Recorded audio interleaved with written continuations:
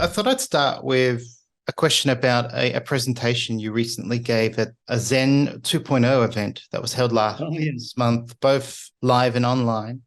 yeah. And you gave a presentation on how can we live and die like water.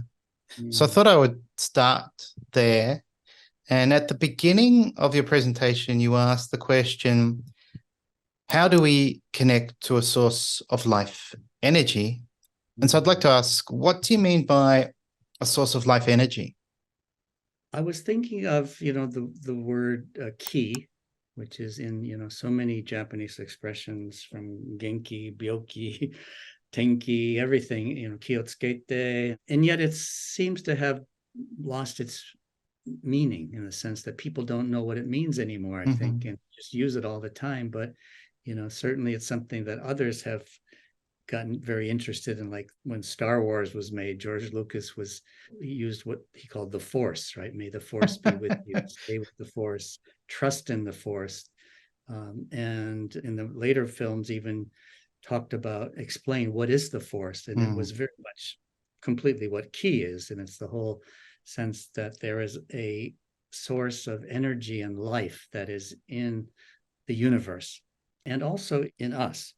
It runs through our bodies and it can be blocked. And so one of the things, I was very interested in Chinese medicine when I was younger, and I studied Chinese medicine in Japan for a year. Part of the theory is that about that there is this ki that runs through our bodies, and that ki can become blocked at certain places in our body, mm, and therefore the whole philosophy and the medicine about how to release that and let the energy flow is all, very much a part of philosophy and medicine. And so the whole area of health and well-being, which was part of the topic of that particular conference. And so I was really, asking how do we get in touch with a source, what a source of vitality, what can give us vitality. And I was also, thinking of something that I've focused on a lot more in my life recently is awareness of death, and which is something that is,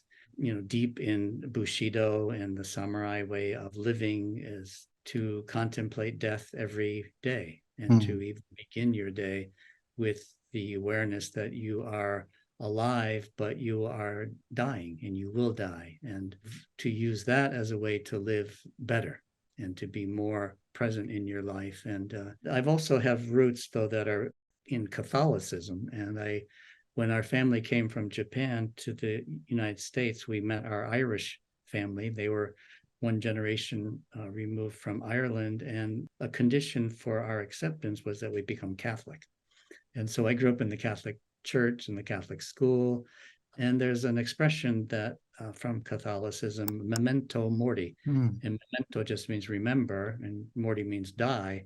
And this has become a game in Japan recently of a group of young women who live in this way and defy fear and danger, and with this awareness that remember that you die. And this is, to me, a very cross-cultural thing. You see it in many different cultures. And I think the contemporary culture is the one that is getting the furthest away from this kind of awareness. And we've become really cultures of denial of death, mm, and that trying to keep death away from us as much as possible by numbing ourselves with entertainment and different kinds of pleasures or drugs or ways of keeping ourselves away from that reality. And I wanted to focus on source as a way of saying that if we can connect to the real sense of what keeps us alive and what makes us want to live, or what we're willing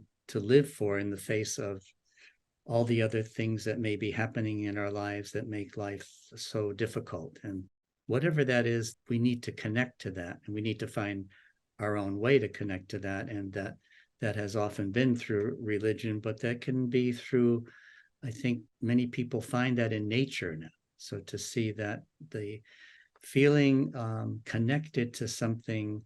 In Japanese, I like the expression "oinaru mono," so something beyond it. You don't have to call it kami-sama, you don't have to call it God, but mm-hmm, thing beyond the human connecting to that. And it may be just, by experiencing the majesty and the wonder and the awe of nature.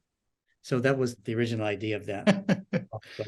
And the people who made the conference, they developed that, the way of thinking about the way of water as source and then flow and alignment. And so I made a talk that was in line with that, trying to connect to what does it mean to connect to a source? What does it mean to go with the flow of life? What does it mean to align ourselves with some kind of a purpose in life?